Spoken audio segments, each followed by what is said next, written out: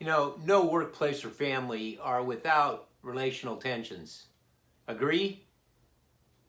Fronting those challenges, though, is the way for good relationships to get better. But I'll tell you what, landmines will go off if we try to ignore them. I mean, they won't disappear. They won't, and they don't. It's like trying to ignore the elephant in the room. Here are some of the big elephants. The tension between caring for others and caring for myself, taking care of number one, or the other one of being humble in spirit versus putting my ego first. There's the other elephant of feeling secure in my commitment to others over really protecting myself from being betrayed. Wow, those are all tension builders. Let's pause and pivot. Let me offer some pathways that have really pushed tension to the side.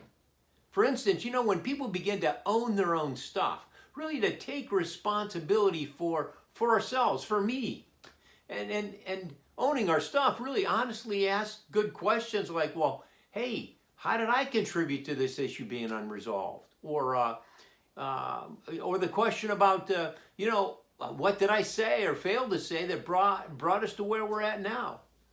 Both those questions really do begin to confront tension.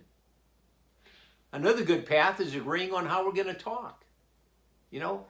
Difficult topics, are, difficult. And so, they need good guardrails. Starting agreement about time and place of how and where we're going to talk. And not putting ourselves into a position where we're rushed or interrupted by the phone. Then agree on good ground rules about respect. Like, deal with one problem at a time.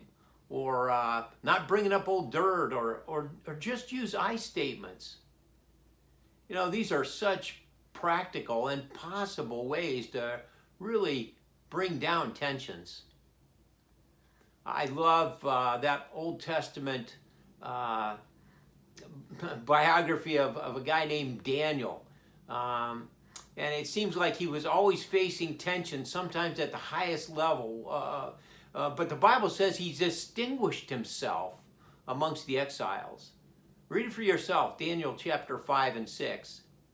Well, how did he do it? Well, the record shows that really he owned his own stuff. He didn't play to fit in or placate others. He really, by his character and by his integrity, it drove him to face the challenges at hand, the tensions at hand. He decided to believe what he believed, and he wasn't content to survive tension, but really to thrive. And you know what? His spiritual life played a key part.